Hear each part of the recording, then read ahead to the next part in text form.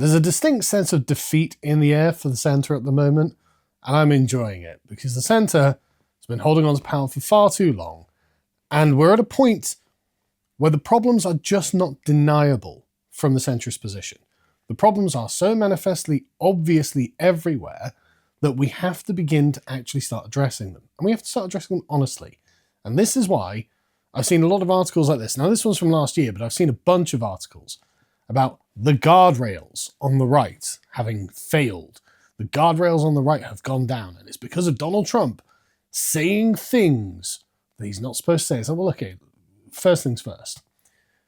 If your consensus can be destroyed by merely people having an opinion, then how real was it? It sounds like it was all a bit mystic, doesn't it? Like, if we're not allowed, for example, in the case of Trump, this isn't what this article's about, but in the case of Trump, the Somali community in Minnesota committing billions of dollars of fraud and getting away with it because of woke politics. It's just woke. They're brown and therefore they're allowed to commit fraud. What are we saying here? Obviously not. Obviously that's unacceptable. And so we've allowed this particular community with very strong intra-ethnic ties to manipulate a system that was based on communities with actually quite low intra-ethnic ties and that worked because of high trust. Well, that kind of exploitation can't go on forever, and it deserves to be called out. And Trump, when he says, I don't really want the Somali community in America, well, what good has it done? What good has it done for America? I mean, it's done a lot of good for the Somali community, with remittances back to Somalia being nearly half of their economy. But what good has it actually done for the United States? Why is it the United States has to essentially be a kind of welfare state for the Somali nation, frankly? Why should they have to do that? And the answer is they don't really have to do that, right? It's unfair to ask Americans to essentially take on the Somalians as welfare dependents for however long it's expected, to whatever extent that it is going to happen, and with no barriers, no borders, no guardrails to it. That's what the centrist consensus has made happen. That's what the centrist consensus has brought about. And so understandably, there are a lot of people looking at it going, yeah, you know what, I'm not happy with that either. And this is in basically every walk of life. Is there a limit to the power of women as a group? Is there a limit? And if the answer is no, from the centrist consensus that just accepted woke, then there is nothing that people can use to push back against the excesses of this thing. So now you have women going, well, I mean, I just can't understand why men are so angry. It's like, well, sure, you don't in your email job, where you get paid to send emails all day in a really lovely air-conditioned high-rise block of offices, and you get paid 100k a year for it. Yeah, I bet you can't understand why men who can't get jobs because they've been passed over it because you were literally selected for being on an all-woman shortlist, I'm sure you can't understand why these men are angry. And naturally, they've begun to coalesce on the right, and they've realized that actually it is not just individuals that matter. It is groups that matter. And groups have general characteristics, and they can be accurately characterized in general. In general, a group has these tendencies. In general, this group has these tendencies. And in general, this group has its own tendencies. And it looks like the tendencies of this group have been taken advantage of for these groups. And that can't go on forever. That's not something that's actually very pleasant to be on the receiving end of. And this really was the argument that the feminists and the intersectionalists would use in order to justify inverting the way that they believe the power dynamics of society worked. They thought, well, men are benefiting from women's free labour. Well, that's not fair. Therefore, women should be given the ability to take advantage of men. Well, the white people have been taking advantage of the brown people for all of these centuries. Well, that's not fair. This should be inverted. They should be able to take advantage. It's like, okay, all I'm saying is, when you put the shoe on the other foot, you create the conditions that justify the revolution against you. And this is what you guys did against the prevailing white hegemonic society, as you encounter, the white male hegemonic, straight white male hegemonic society as you would characterize it. Now, I'm not even sure I agree with that the straight white male hegemony was unjust to these people, but let's just assume for the sake of argument that it was. Let's just assume that's the case. Now, the queer, brown, female hegemony that we're living in, what people summarize as just gay race communism, well, that's unfair for the straight white men on purpose. And there's no particular reason that the straight white men should just suck it up. No particular reason at all. Because, I mean, the argument that you're oppressing us and therefore will just be repurposed against the queer, brown, feminine regime in the same way that you weaponized it against the straight white male regime. And so what does that look like? Well, I think we saw an example of that with Piers Morgan and Nick Fuentes. Now, there's a much larger conversation to be spoken about with the boomer truth regime, as AA puts it. And Dan wants to have a talk about this because I think there is something in it. But I found this a very interesting conversation because Piers was not actually that bothered about the race stuff. He was quite prepared to let that go and just say, no, we're all the same, really, underlying it. And just to be clear, Piers Morgan is the incarnation of boomer liberalism. He truly believes that everyone's just the same. The crime rates between the blacks and the whites in America, exactly the same. The rights between men and women, exactly the same. Yes, fellow Catholics.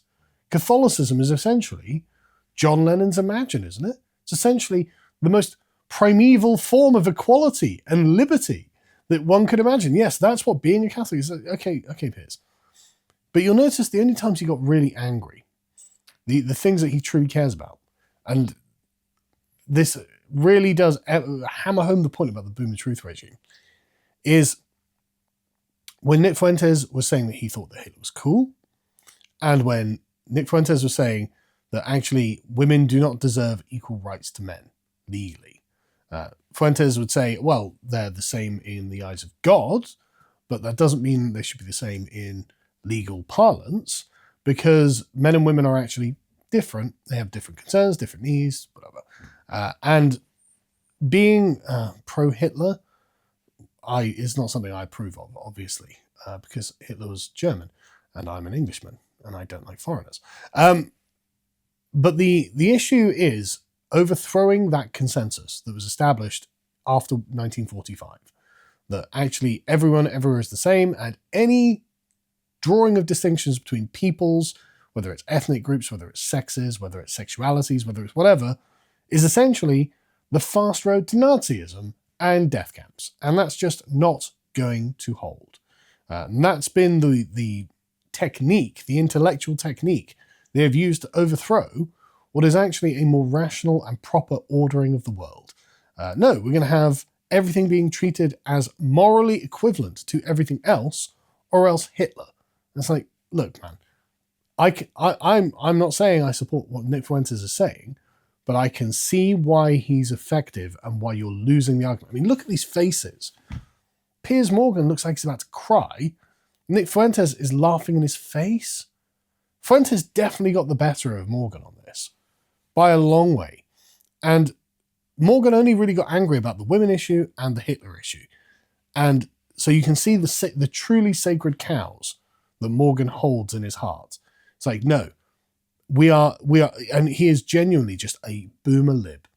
He is, no, I am a liberal. I believe that any amount of structuring with regards to groups is wrong. And I believe that any considerations about the differences between men and women is also wrong.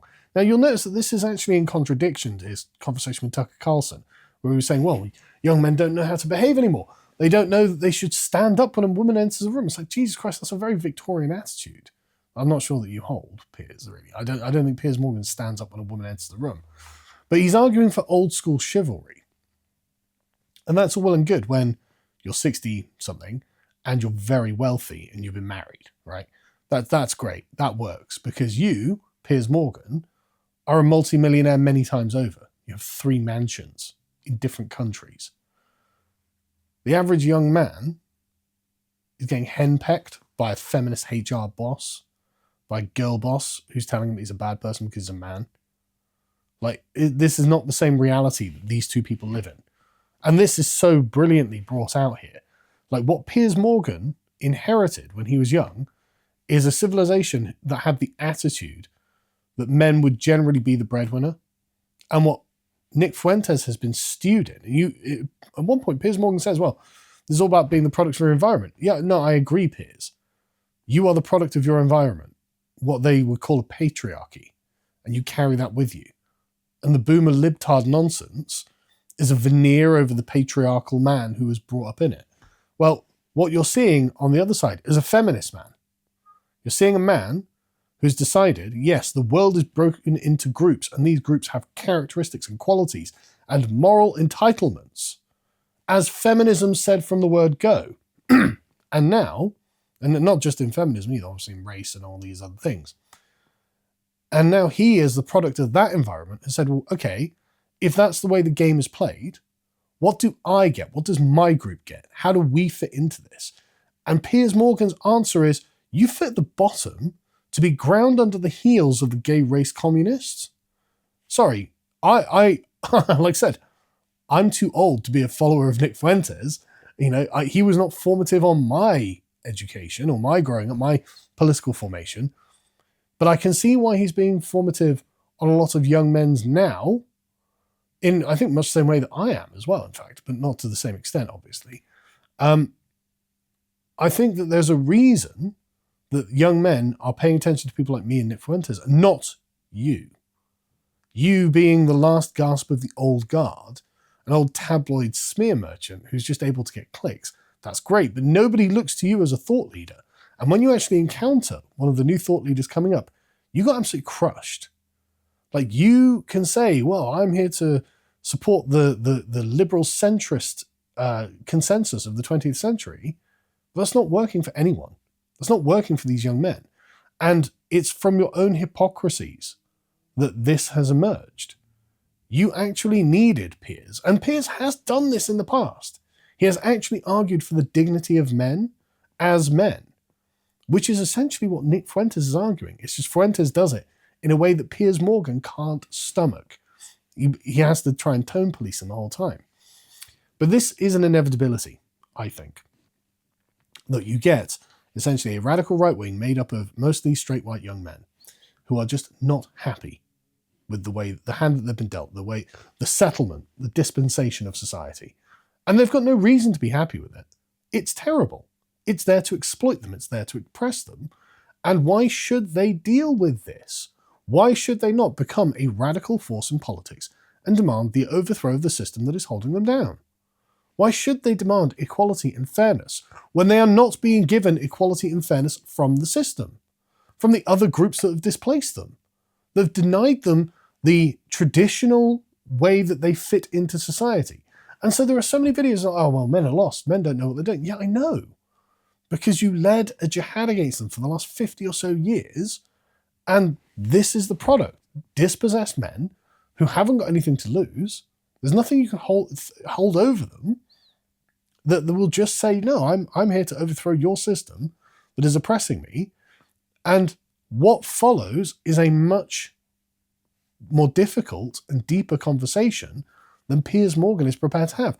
He can play the old guard, the old rear guard of the current or previous order, but it's very clear that he's not going to be around forever. And Nick Fuentes is going to be around for a lot longer than he will, assuming nothing insane happens.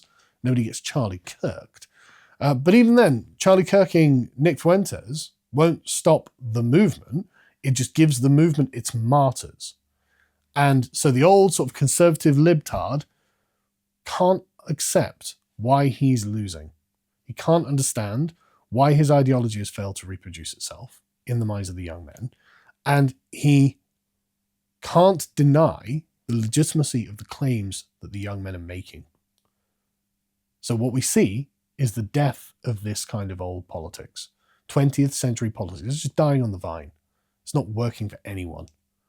And the sooner the boomers retire, the sooner the change comes. But this change is coming inevitably.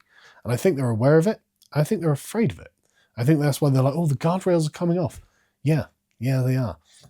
The mystical incantations that were keeping young men on the plantation and preventing them from overthrowing the system are wearing out. They're coming off. Trump has been a part of this, but it's not just Trump. Again, this is, I think, a fairly widely spread and deeply felt state of affairs that I think we've all contributed to in our way, and that is an idea whose time is coming. What dignity in society do men deserve? And as I've covered in previous videos and other channels and other places, actually, when you ask women, women do prefer it if men are the breadwinners. When you ask women, they do prefer it when men are the leaders, politicians. Women do not like women bosses. Women do not like women politicians. Women do not like men who are lower status than themselves. If they want husbands, if they want husbands who are going to father their children and things like this, they want men to have high status. And so the dispensation will come about eventually that men will demand, we are in charge and we are going to be the breadwinners. We are going to be the fathers and men of the house. And women will say, yeah, I think I would prefer that.